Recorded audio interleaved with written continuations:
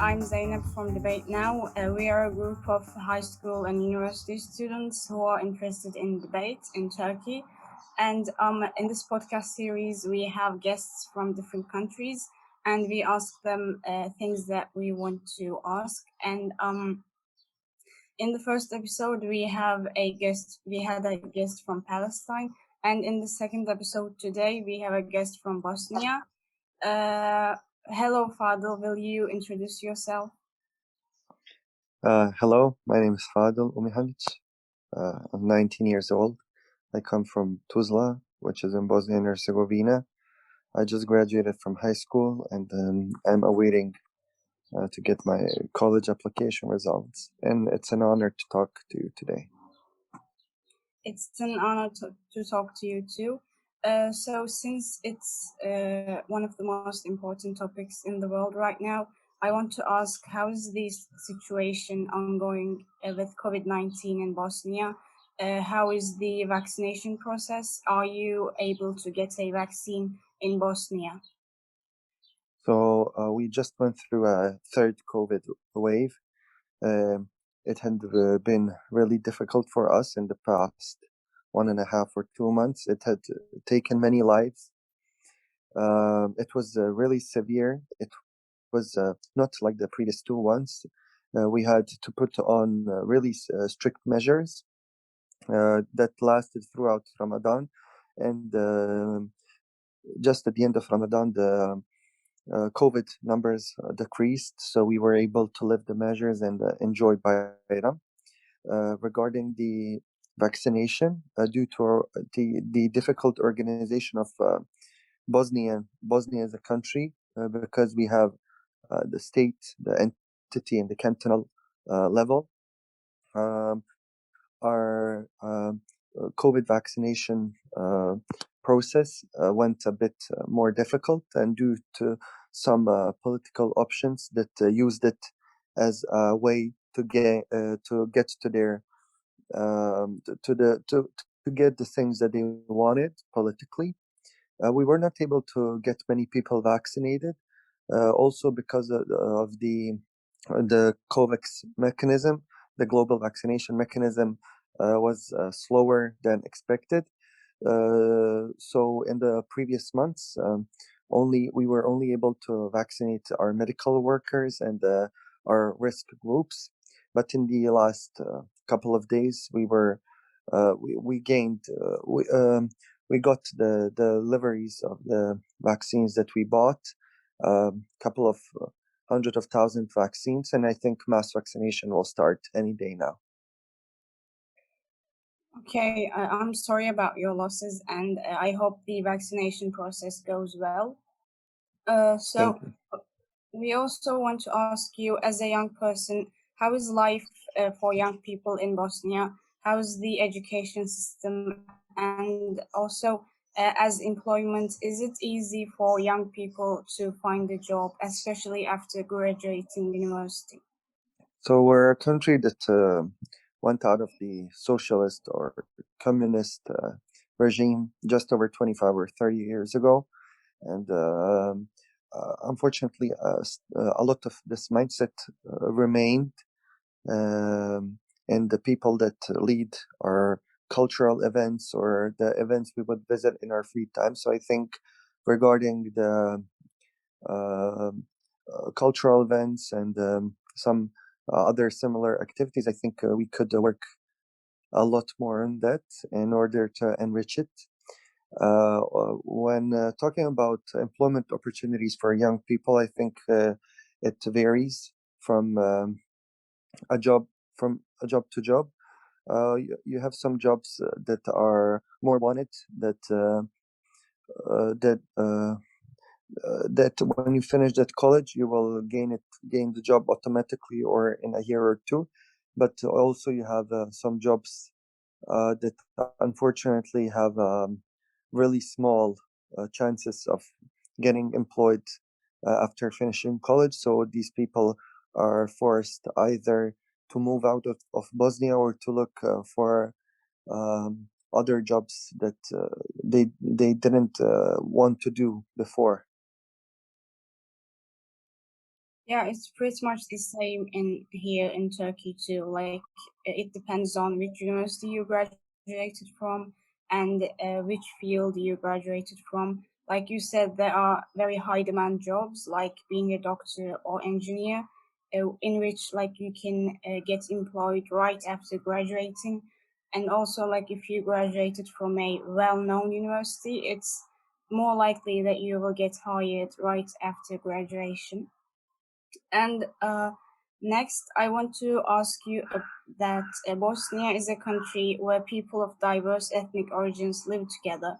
Do you feel this diversity in your daily life? Uh, so I think that this also varies from one part of Bosnia to another. You have some parts that are more ethnically that have more ethnic and religious diversity, and you have some that don't. Unfortunately, 25 or 26 years ago, it Bosnia became known as for the Srebrenica genocide. But way before that as well, we had ethnic cleansing and genocide happening throughout the territory that was controlled by Bosnian Serbs at that time. So all signs of ethnic diversity and of other ethnicities and religions were wiped out of these territories. For example, mosques or Catholic churches or some houses of eminent and famous Bosniaks wiped out of these territories that were held by Bosnian Serb army. So unfortunately, a lot of diversity was lost in these areas. But talking specifically about the city I live in, Tuzla, it is famous for its ethnic and religious diversity, and it has been so for years now. Uh, we have people that have their origin that came from Czechia or Slovakia or Germany, Slovenia, Macedonia, Albania, Turkey, all of these people that live in Tuzla for years now. We also had a significant population of Jews. Also, the city of Sarajevo, city of Mostar, and some other areas in Bosnia. Regarding my personal life, and do I encounter other religions and ethnicities in my daily life? Of course, I do.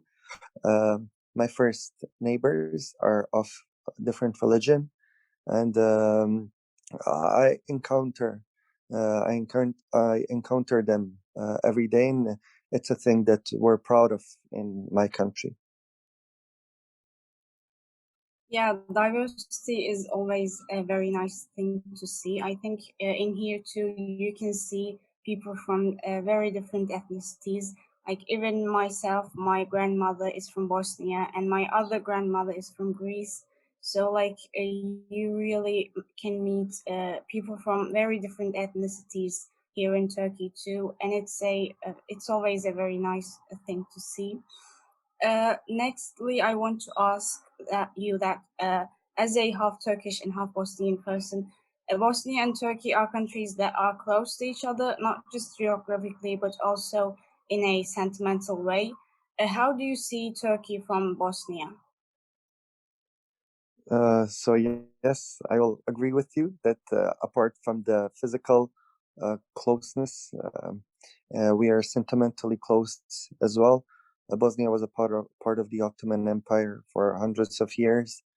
Uh, Sultan Mehmed Fatih, the same one who liberated, who took Istanbul, also was the one to conquer Bosnia.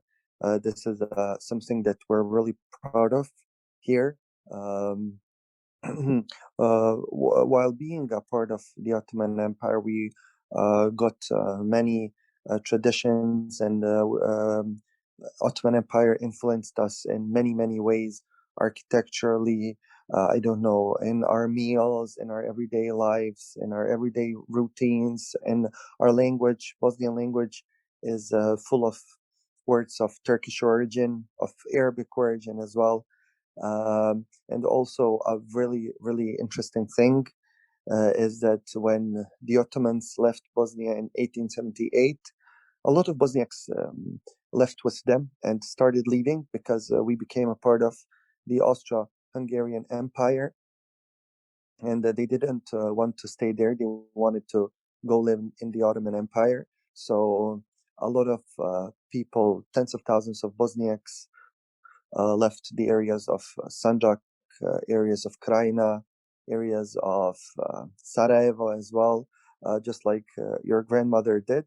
So a lot of Bosniak diaspora, but I wouldn't even count it as diaspora anymore. I think there are people who um, became, if I can say, normal to the Anatolian region that they left for. And also we have many NGOs, Turkish NGOs in Bosnia, such as Yunus Emre Enstitüsü and TIKA, as well as many others. We have a really good collaboration. Also in Bosnia, we are able to learn Turkish as our second language after English. And if we do so, we get free books and free trips to Turkey that are paid by the Yunus Emre Enstitüsü. And also in Turkey, we have many organizations and NGOs that are owned and led by Bosniaks or people of Bosniak origin. Most popular of them are the Istanbul Bosniak Student Association, Bosna Sanjak Derneği, and etc. Rest of them. Yeah, and like you said, there are a lot of people from Bosnian roots in Turkey. A lot of times I meet someone new in Turkey and I'm like, I'm half Bosnian, and they're like, oh, so am I.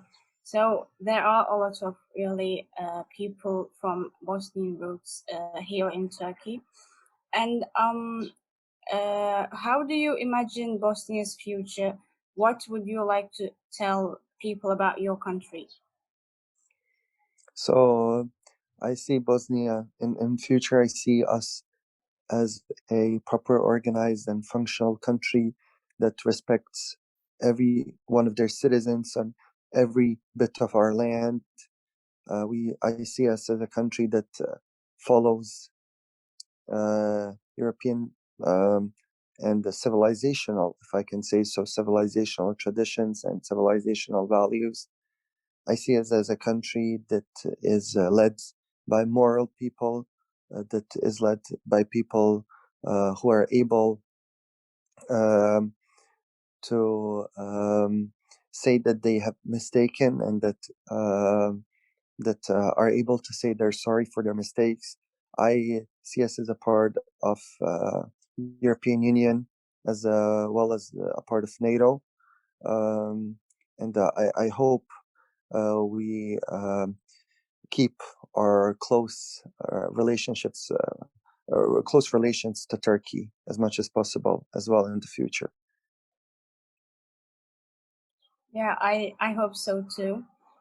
So finally, I want to ask, is there anything else that you want to add?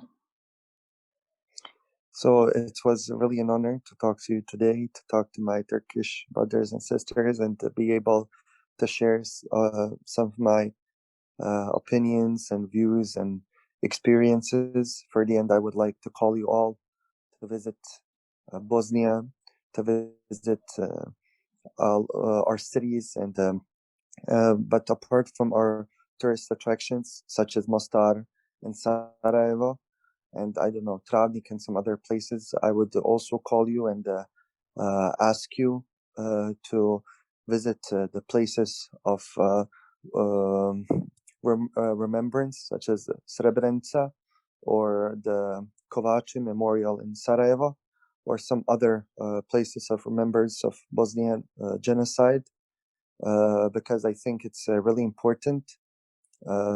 If we don't listen and to history for the first time, history will repeat itself. And Bosnia has went through a big tragedy, and um, I would beg you all to come and to educate yourselves. You can be my guests. Just let me know, and I would be happy to host you all.